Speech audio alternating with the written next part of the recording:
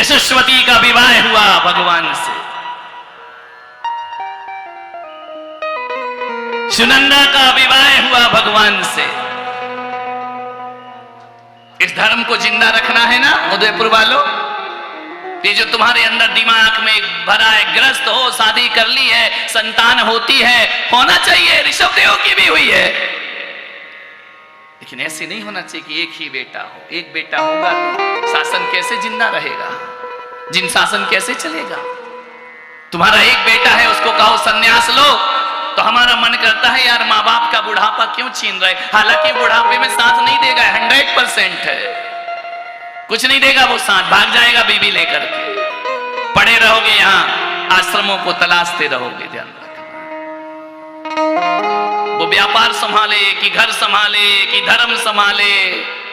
पहले 4-4, 5-5, 6-6 बच्चे होते थे, धर्म भी चलता था, परिवार भी चलता था। बड़ा दुख होता है उस समय जब एक माँ बाप एक दाम्पत्य जीवन कहता है हम 2 बच्चे नहीं पाल सकते। क्यों नहीं पाल सकते? तुम पालते हो, तुमसे सब कुछ होता है। 100 पुत्रों को जन्म दिया ऋषभदेव। यशस्वती ने स्वप्न में देखे दृश्य अनेक, गुरु सुमेर रवि शशि उभय, हंस सरोवर स्वेर। प्रथम रानी यशस्वती विवाह होकर आया, स्वप्न देखे उसने। यशस्वती ने रात्र में स्वप्न देखे। एक बात याद रखना, महापुरुष जब भी आते हैं तो कोई ना कोई सपना जरूर देते हैं। साधारण पुरुष भयभीत सपने देते हैं, दानव पुरुष भयभीत करते हैं। सुखद स्वप्न दिखाए यशस्वती। अपने आने की सूचना तो देंगे ना कि हमारा जन्म होने वाला है, हमारी व्यवस्था। पुण्यात्मा जहां जाते हैं उनके आने से पहले भी खुशबू आती है और उनके जाने के बाद भी खुशबू आती है। वो पुण्यात्मा लोग होते। चमन को महकाने के लिए उनका जन्म होता है, सृष्टि को सुगंधित करने के लिए उनका जन्म होता है। बंदी जन गा उठे प्रभाती,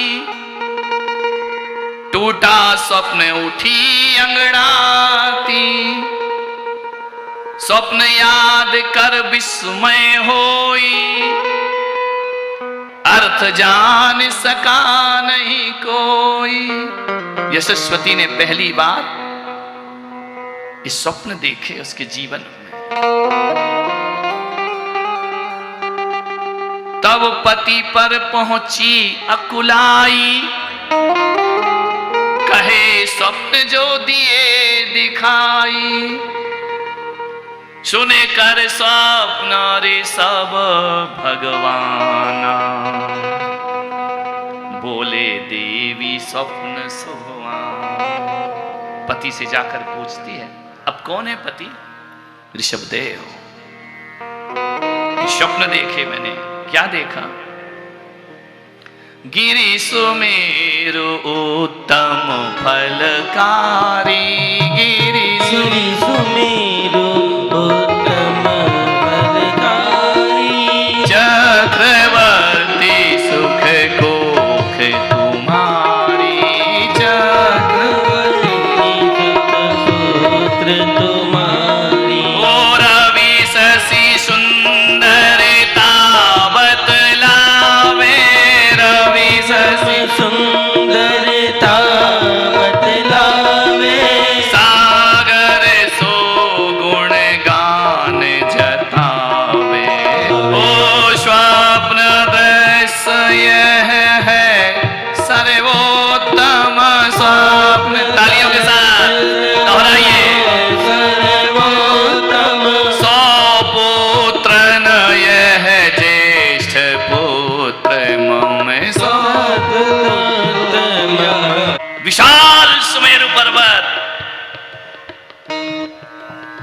देखती है कि कोई उस भूमि को, उस वसुंधरा को ग्रस रहा है। अपनी बाहुओं में समेट रहा है।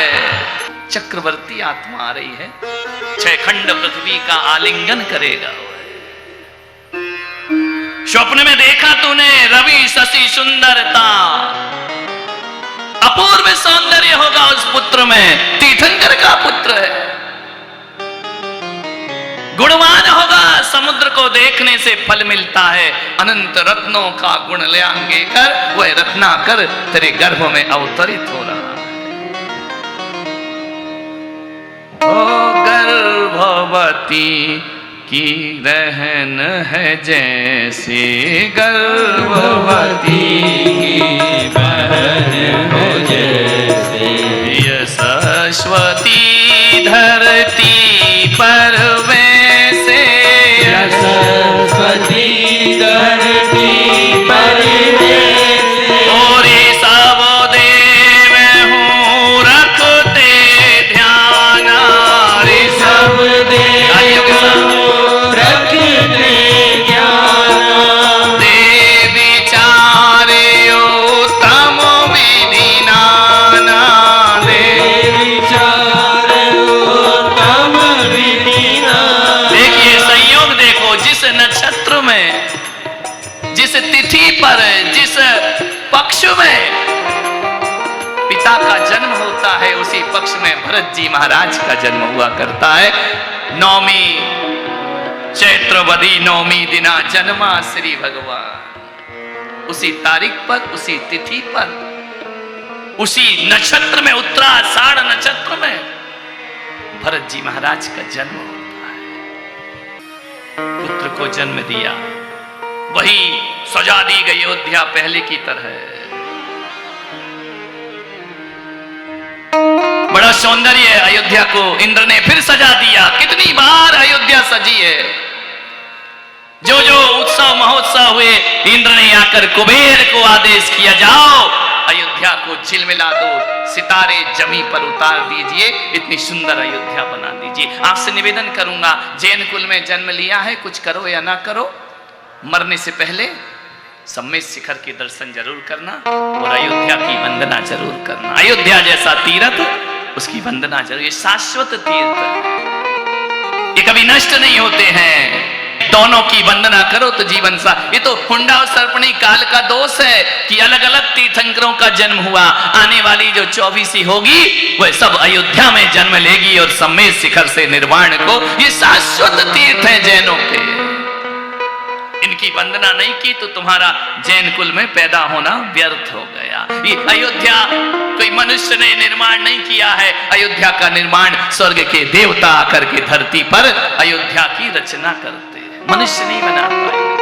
ये मनुष्य का तीर्थ नहीं है, ये दैवीय तीर्थ है, ये तीर्थंकरों के बनाए तीर्थ हैं। इनके दर्शन से अनंत अनंत कर्मों की निर्जरा हो जाया करती, देखने मात्र से। तुरही दुन्नवी झल्लरी, सहनाई और सितार, जन्मोत्सव की सूचना करते ध्वनि गुंजार। अपने आप वाद्य बजने लगे। किसका जन्म हो रहा है? किसका हो रहा है?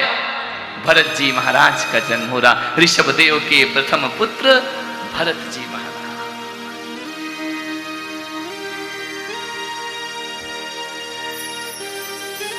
100 पुत्रों को जन्म दिया। मालूम, यशस्वती ने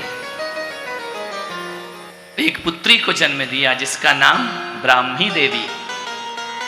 बाहुबली को जन्म दिया सुनंदा ने, एक पुत्री को जन्म दिया जिसका नाम सुंदरी। कैसा परिवार, कैसा खानदान। इतना सुख किसी को मिलता है दुनिया में कि जिसके पिता अंतिम कुलकर नाभिराय हो।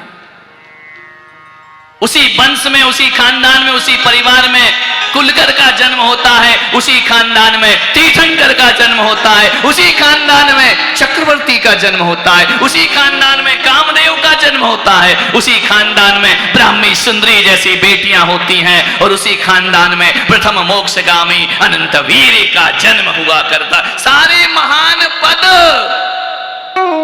भगवान ने अपने ही घर में, उनके ही परिवार में सारे पद जितने भी थे, महान से महान पद, एक भी हल्के पद का धारी नहीं हुआ उनके घर में। ऐसा महान वंश, इक्ष्वाकु वंश, जिसमें ऋषभदेव का भरा पूरा परिवार निवास करता है, अनेकों पुत्र पौत्रियां। कैसा सुख होगा ऋषभदेव का। 96,000 पुत्र वधुएं, एक पुत्र की, भरत जी महाराज की 96,000, 18,000, 16,000 बाहुबली भगवान की पत्नियां। कितना बड़ा वंश होगा। इतना तो तुम्हारी उदयपुर की जनसंख्या नहीं है जितनी ऋषभदेव की फैमिली थी, ध्यान रखना है। जितना उनका बड़ा पुत्र पौत्र गिनत नहीं पाए। एक तीर्थंकर से कितनों का जन्म।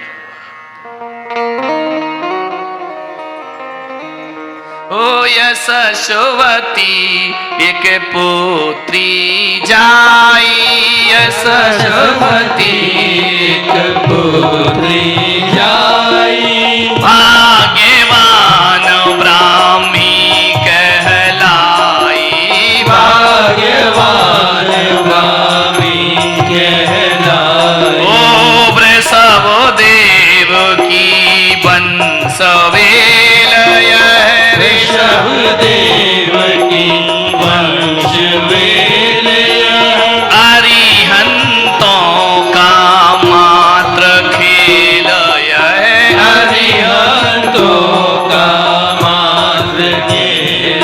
ओ बाहुबली सुत पाए सुनंदा, बाहुबली सुत पाए सुनंदा, अति हर्षित और परम आनंदा, अति हर्षित और परम आनंदा।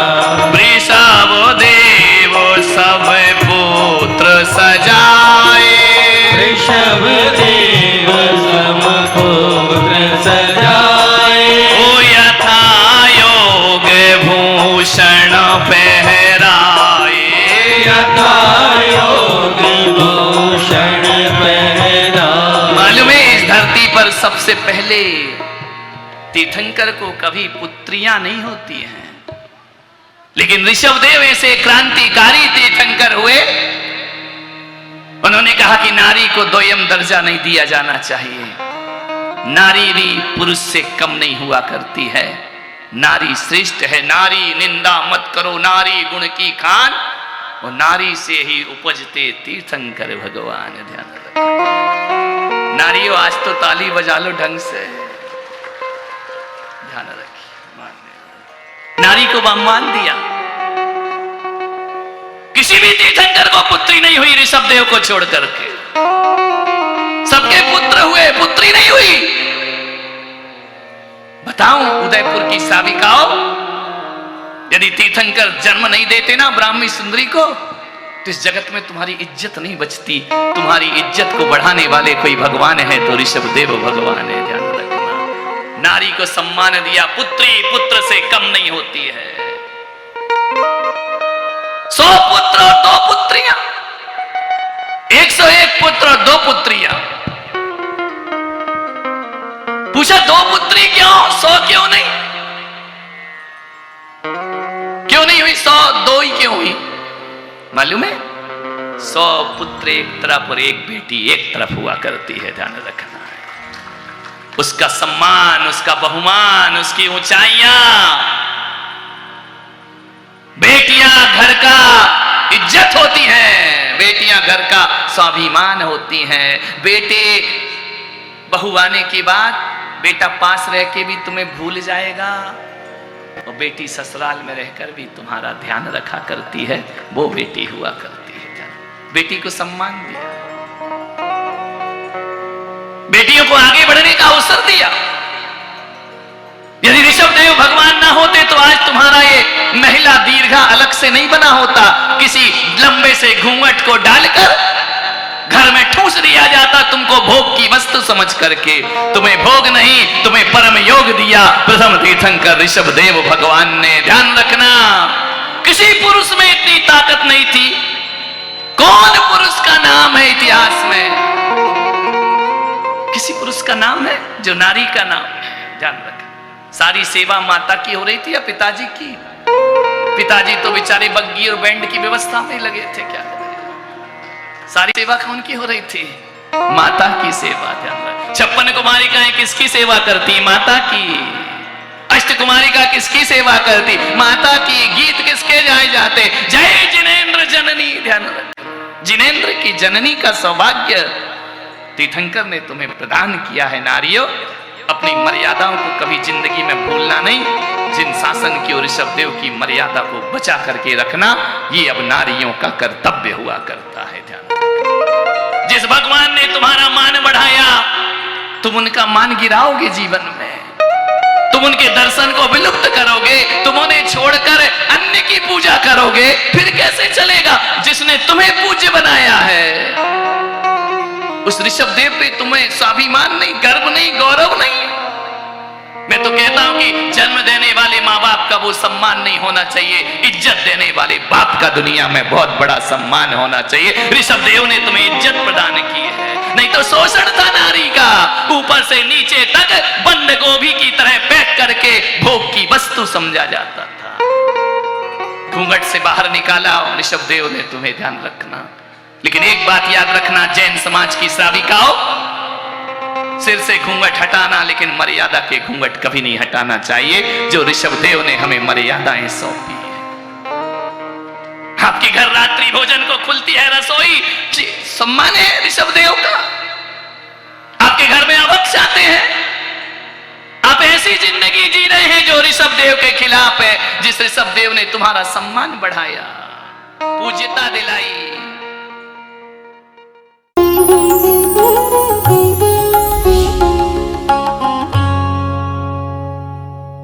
भगवान महावीर के अमर संदेश जीव दया की राह पर चलते हुए भारत गौरव राष्ट्र संत आचार्य श्री पुलक सागर जी गुरुदेव की प्रेरणा से वात्सल्य धारा ट्रस्ट द्वारा संचालित एक महाअभियान शिक्षा और सेवा समय की मांग, वात्सल्य धारा एक समाधान, मानवीयता की दुनिया में बढ़ते कदम, वात्सल्य धारा एक प्रकल्प अनेक, सुशिक्षा, सुस्वास्थ्य शिविर, औषधि वितरण, वात्सल्य धारा रुग्ण वाहिनी, अहिंसा प्रसाद, माँ जिनवाड़ी संग्रहालय, जीव दया, गौ सेवा, कन्यादान, वात्सल्य धाम। सामर्थ्य अनुसार सहयोग धनराशि प्रदान कर हमसे जुड़े। बैंक खाता विवरण निम्नवत है, अथवा आप अपनी दान राशि दिए गए QR कोड को स्कैन करके हमें UPI द्वारा सीधे भेज सकते हैं। आपके द्वारा दिया गया दान आयकर की धारा ATG के अंतर्गत कर मुक्त है। पूछताछ हेतु हमें संपर्क करें 991098 7666 98109 00699।